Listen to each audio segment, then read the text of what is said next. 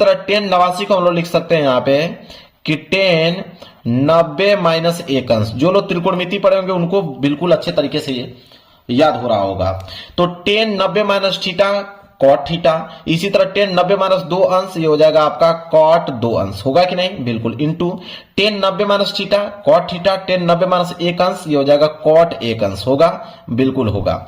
हम लोग फार्मूला जानते हैं मेरे प्यारे बच्चों कि कॉट थीटा को हम लोग 1/10 थीटा लिख सकते हैं। तो इसी तरह कॉट 2 अंश है तो इसको हम लोग लिख सकते हैं 1/10 2 अंश, और इंटू इसको हम लोग लिख सकते हैं 1/10 1 अंश, लिख सकते हैं? बिल्कुल लिख सकते हैं। अब देखिए आप, यह क्या होगा कि 10 1 अंश से ये नीचे 10 1 कैंसिल, 10 2 अंश से 10 2 अंश कैंसिल, इसी तरह पूरा कट जाएगा। इसी तरह आगे जितने भी इसमें बीच में आएंगे सारी की सारी संख्या कट जाएंगी। बस बीच में आपका बचेगा तो वो बचेगा 10 45 अंश।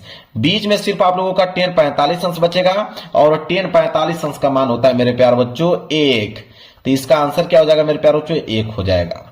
समझ में आ गया? इसका कंसेप्ट भी मैंने बता दिया ताकि आप अच्छे तरीके से याद कर पाओ। मैं चाहता तो आपको डायरेक्ट आंसर बता सकता था कि जब भी इस तरह का प्रश्न आ जाए तो इसका आंसर 1 होता है, लेकिन आप समझ नहीं पाते कि इसका आंसर 1 होता कैसे है, इसलिए पूरा डिटेल में लिख के मैंने आप लोगों को बता दिया। समझ में आ गया? चलिए आगे बढ़ते हैं मेरे प्यारे बच्चों अगले प्रश्न की तरफ। प्रश्न संख्या 5वां देखिए। प्रश्न संख्या 5वां क्या है? प्रश्न संख्या 5वां बोला है कि यदि समीकरण दिया हुआ है कि यदि समीकरण 3x² plus 5x minus Q बराबर 0 के मूल बराबर है तो क्यू का मान क्या होगा? यह भी प्रश्न 1 नंबर के लिए है। देखिए मेरे प्यारे, इसको कैसे हम लोग हल करेंगे? तो जो समीकरण दिया हुआ है आपका कि 3x² और प्लस 5x माइनस क्यू बराबर 0, बोला है कि मूल बराबर है, तो क्यू का मान पूछा है। तो यह आपका द्विघात समीकरण है, और द्विघात समीकरण का जो स्ट्रक्चर होता है वो होता है ax² प्लस bx और प्लस c बराबर 0। इससे हम लोग क्या करेंगे? तुलना करेंगे। जब तुलना आप करोगे तो यहां से x² से x² कैंसिल, a का मान क्या आ जाएगा? 3। इसी तरह x से x कैंसिल, b का मान आ जाएगा यहाँ पे 5, और c का जो मान होगा वो हो जाएगा माइनस के q। इतना चीज आपको समझ में आ गया? चलिए, अब बोला है कि यह समीकरण जो है वो इसके जो मूल होंगे बराबर होंगे। तो जब भी कोई भी समीकरण देकर बोले कि मूल बराबर है तो एक बात आप समझ लीजिएगा कि यहां पे जब भी मूल बराबर बोले तो विवितकर 0 के बराबर होता है। मतलब विवितकर मतलब d जो होता है 0 के बराबर होता है, और विवितकर का फार्मूला क्या होता है कि d बराबर फार्मूला होता है b² माइनस 4ac बराबर 0। जब भी कोई भी समीकरण देकर बोले कि मूल बराबर है तो आप समझ जाइए कि d बराबर 0 होगा, मतलब कि विवितकर जो है 0 के बराबर होगा। अब यहाँ पे b² का मान आपके पास है 5, तो आप यहाँ 5 का स्क्वायर कर दीजिए, और माइनस 4 गुणे a का मान कितना दिया हुआ है? 3, और c का मान दिया हुआ है माइनस q बराबर में आ जाएगा यहाँ पे 0। क्लियर है? तो ये हो जाएगा आपका 25, और माइनस माइनस कितना हो जाएगा? प्लस 4 तिहाई 12 क्यूब, ये हो जाएगा 12 क्यूब बराबर 0। ठीक है? तो ये हो जाएगा मेरे प्यारे बच्चों यहाँ पे कि 12 क्यूब इधर रहने दीजिए, और प्लस के 25 उधर जाएगा तो माइनस के 25 हो जाएगा। और जब यहाँ पे क्यू का मान निकालेंगे, क्यू बराबर क्या होगा? तो माइनस 25, और बटे में ये जो 12 है उधर जाएगा तो भाग में हो जाएगा, गुणा में है तो माइनस 25 बटे 12 जो है वो क्यू का मान आ जाएगा। और यही क्यू का मान पूछा है कि माइनस 25 बटे 12, मतलब कि ए वाला जो है बिल्कुल इसका राइट आंसर हो जाएगा माइनस 25 बटे 12। समझ में आ गया? तो ये कितना आसान तरीके से मैंने इसको समझाया था कि आपको समझ में आ पाए। चलिए आगे बढ़ेंगे प्रश्न संख्या 6 की तरफ। चलिए अगला प्रश्न है प्रश्न संख्या 6। बोला है कि समांतर श्रेणी -62 कामा -59 फिर कामा करते करते 7 और 10 का 11वां पद क्या होगा? ठीक है, ये जो आपको समांतर श्रेणी दिया हुआ है, बोला इसमें कि इसमें आप बताइए कि 11वां पद क्या होगा। देखिए बिल्कुल सिंपल है मेरे प्यारे बच्चों, कैसे लगाएंगे इसको समझिए। तो सबसे पहला जो काम करेंगे मेरे प्यारे बच्चों, यहाँ पे जो -62 दिया हुआ है ये आपका ए का मान दिया हुआ है, मतलब प्रथम पद दिया हुआ है। तो यहाँ पे एक चीज तो कंफर्म हो गया कि a बराबर क्या दिया हुआ है यहाँ पे -62। क्लियर है? इसी तरह यहाँ पे ये जो 59 है ये किसका है? ठीक है, 59 मतलब होता है b, मतलब दूसरा पद। b बराबर यहाँ पे 59 दिया हुआ है। ठीक है। देखिए मेरे प्यारे बच्चों, हम यहां पे निकालेंगे डी। अब आप कहोगे डी क्या है? डी होता है सर्वांतर। और सर्वांतर कैसे निकलता है? सर्वांतर निकलता है कि बी में से आप ए को घटा दीजिए, बी में से ए को घटा दीजिए, सर्वांतर निकल जाएगा। ये होता है फार्मूला सर्वांतर निकालने का। तो निकाल दीजिए, तो हो जाएगा डी बराबर बी। बी का मान कितना दिया हुआ है? -59। तो लिखेंगे -59, फिर माइनस ए भी आपका कितना है? -62 है, तो आप -62 लिखोगे। अब यहां पे डी बराबर क्या हो जाएगा? -59 और माइनस माइनस प्लस, ये हो जाएगा आपका 62। तो डी बराबर क्या हो जाएगा? -59 और प्लस 62, कितना हो जाएगा? 3, क्योंकि यहां पे घटेगा तो 62 में 59 घटेगा तो कितना बचेगा? 3। तो डी मतलब सर्वांतर। सर्वांतर कितना आ गया? 3 आ गया मेरे प्यारे बच्चों। यहां तक आपको क्लियर, कोई डाउट नहीं होना चाहिए। और बोला है इग्राहमा पद। इग्राहमा पद मतलब n मतलब अंतिम पद। कौन सा पद पूछा है? इग्राहमा पद। मतलब n का मान कितना है? 11, क्योंकि इग्राहमा पद हमसे पूछा हुआ है। हम जानते हैं फार्मूला, चूंकि हम लोग जानते हैं फार्मूला कि अगर a का nवां पद पूछे तो a का nवां पद का फार्मूला होता है कि a1 और प्लस n-1 इंटू डी, यह फार्मूला होता है। तो हमसे इग्रामा पद पूछा है, तो ए का हमें इग्रामा पद पूछा है, तो ए का इग्रामा पद बराबर क्या हो जाएगा? a1 मतलब पहला पद कितना है? -62, तो लिखोगे -62 प्लस n मतलब कौन सा पद पूछा था? इग्रामा, तो इग्रा -1 इंटू डी मतलब सर्वांतर कितना है? 3 आ गया है। अब इसको हल करोगे कितना आ जाएगा? -62 और प्लस 11 में से 1 जाएगा तो 10, और 10 यहां कितना हो जाएगा? 30। अब यहां से जब घटाओगे मेरे प्यारे बच्चों, -62 प्लस 30, तो यह आ जाएगा -32। -32 इग्रामा पद क्या कहलाएगा? -32 कहलाएगा। ये हो जाएगा इसका राइट आंसर। -32 का मतलब यहाँ पे बी वाला जो है बिल्कुल करेक्ट आंसर हो जाएगा मेरे प्यारे बच्चों। अब इतना डिटेल में कोई समझा नहीं पाएगा आपको, ठीक है। चलिए आगे बढ़ते हैं अगले प्रश्न की तरफ। प्रश्न संख्या 7वां। प्रश्न संख्या 7वां बोला है कि यदि पीई, ठीक है, पीई का वैल्यू दिया हुआ है 0.05, तो बोला है कि तो पीई का मान होगा। अब इसका मतलब समझिए क्या बोला है। इसका मतलब यह है मेरे प्यारे बच्चों, पीई का मतलब यह है कि कोई भी घटना है जिसकी प्रायिकता आपको दिया हुआ है। यह पी जो है कोई घटना है, उस घटना का प्रायिकता दिया हुआ है 0.05। अब बोला है यहाँ पे कि P और E पे 12, इसका मतलब यह होता है कि इसकी पूरक घटना की प्रायिकता बताइए। और कोई घटना की प्रायिकता यह है तो इसी घटना की पूरक प्रायिकता क्या होगी, यह क्वेश्चन में पूछा हुआ है।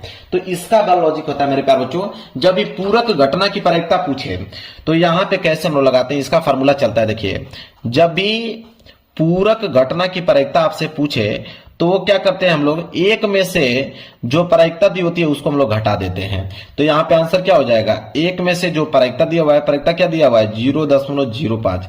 जब इसको आप घटाओगे मेरे प्यारे बच्चों तो आ जाएगा 0.95।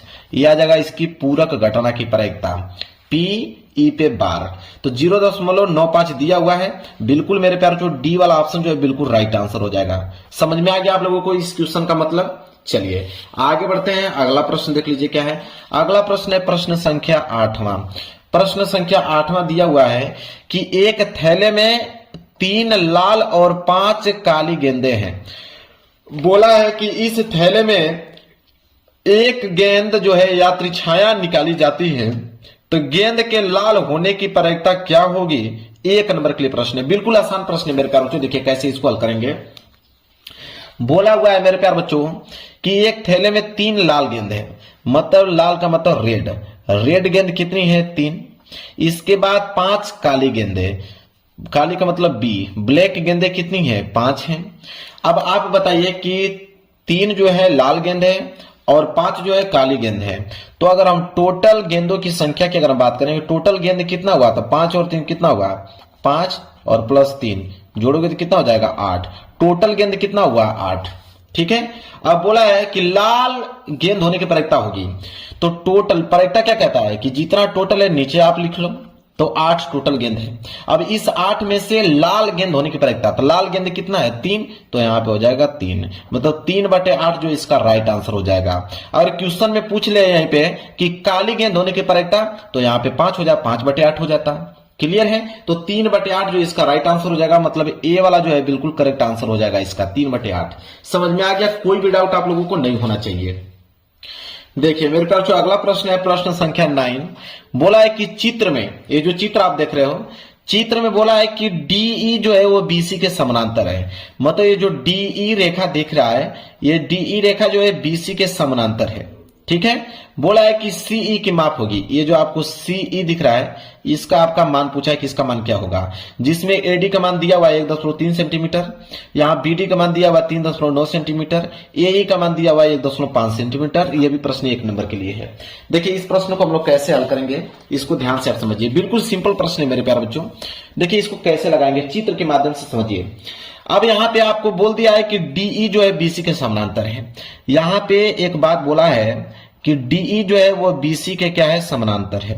तो जब भी डीई रेखा बीसी के समानांतर होगी तो हम यह कह सकते हैं कि एडी बटे में डीबी, हम यह कह सकते हैं कि एडी बटे में डीबी बराबर है एई बटे में ईसी के।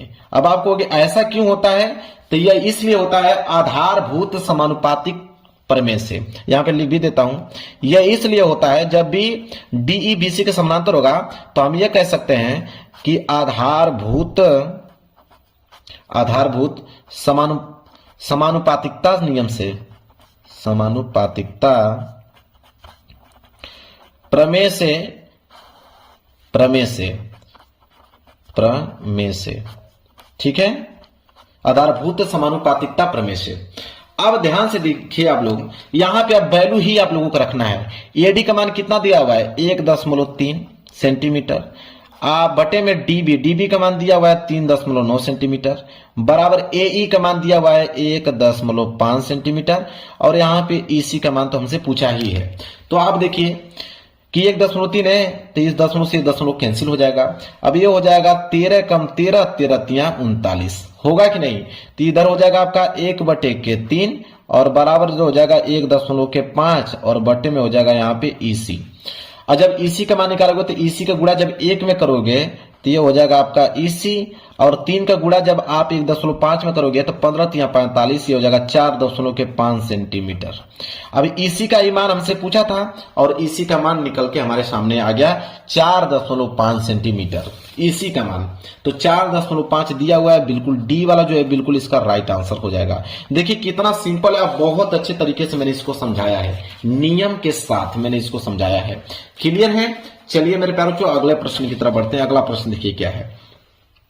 अगला प्रश्न है कि प्रश्न संख्या 10वां कह रहा है कि चित्र में आपको 2 त्रिभुज दिख रहा होगा। एक त्रिभुज है आपका MNL एक त्रिभुज हो गया, और दूसरा है आपका PQR ये दूसरा त्रिभुज हो गया, जिसमें से बोला है कि कोण M जो है वो कोण Q के बराबर है, दोनों कोण 70 अंश है। तो देखिए कोण M और कोण Q दोनों 70 अंश या बराबर है।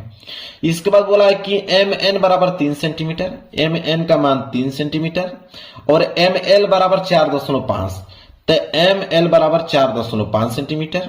इसके बाद बोला है PQ बराबर 2 सेंटीमीटर, तो यहां पे देखिए PQ बराबर 2 सेंटीमीटर। इसके बाद बोला है QR बराबर 3 सेंटीमीटर, तो QR 3 सेंटीमीटर, तो यहां लिख भी देता हूं मैं कि QR जो है कितना सेंटीमीटर है, 3 सेंटीमीटर में लिख दिया है 3 सेंटीमीटर। इसके बाद क्या है, तो कह रहा है कि निम्नलिखित में से सही होगा। 1 नंबर के लिए प्रश्न, क्या सही होगा? आपके पास ऑप्शन पीछे दिया हुआ है, ठीक है? तो मैं ऑप्शन एक बार दिखा देता हूं आप लोगों को। देखिए ये आपका 4 ऑप्शन दिया हुआ है, बोला कि कौन सा त्रिभुज आपस में सर्वांसम होंगे, ठीक है, या समरूप होंगे। तो ये जितना भी चिन्ह दिया हुआ है समरूप का चिन्ह दिया हुआ है, ठीक है? तो इन चारों ऑप्शन में से कोई ना कोई एक ऑप्शन सही होगा, ये हमें प्रूफ करना है। तो देखिए कैसे करेंगे हम लोग।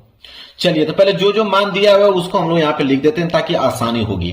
हमसे एक चीज बोला है कि कोण L कोण Q दोनों बराबर हैं, तो हम लोग लिखेंगे कि कोण M और कोण Q ये दोनों आपस में बराबर है, जो कि कितने अंश है, 70 अंश है।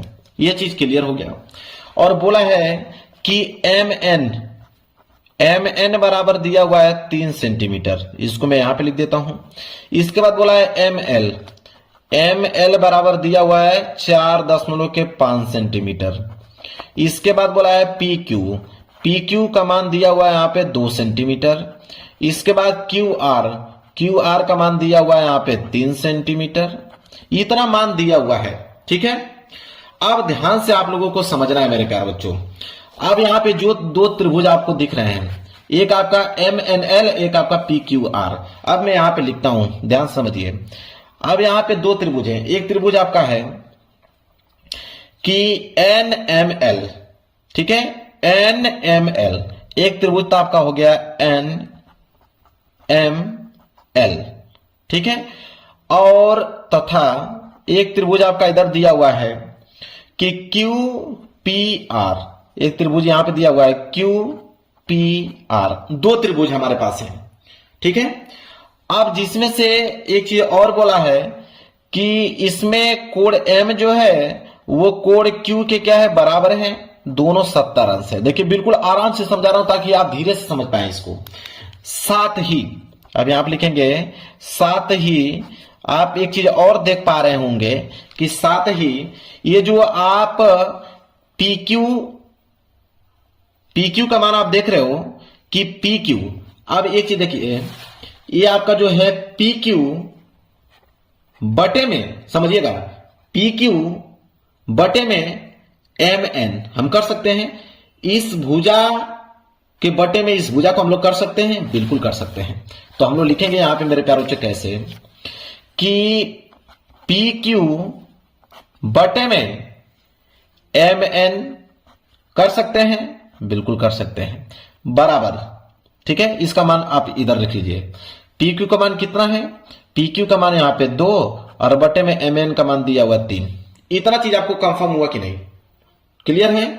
चलिए इसके बाद हम लोग क्या करेंगे मेरे प्यारे बच्चों, यहां पे जो QR दिख रहा है तो हम लोग लिखेंगे QR और इसके बटे में हम लोग इस वाले भुजा को कर सकते हैं, ML भुजा को कर सकते हैं, बिल्कुल कर सकते हैं। आप भी समझ में आ जाएगा आप लोगों को। जो जो मान दिया है उसका हम समानुपात बना रहे हैं।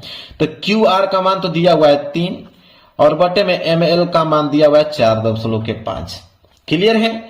अब देखिए ध्यान से, अब क्या होगा, इस 10 घटाओगे तो यहाँ पे एक 0 बढ़ाओगे तो ये हो जाएगा आपका 15 दूनी के 30 और 15 तिया 45। ये भी आ जाएगा 2/3, इसका मान भी आपका 2/3।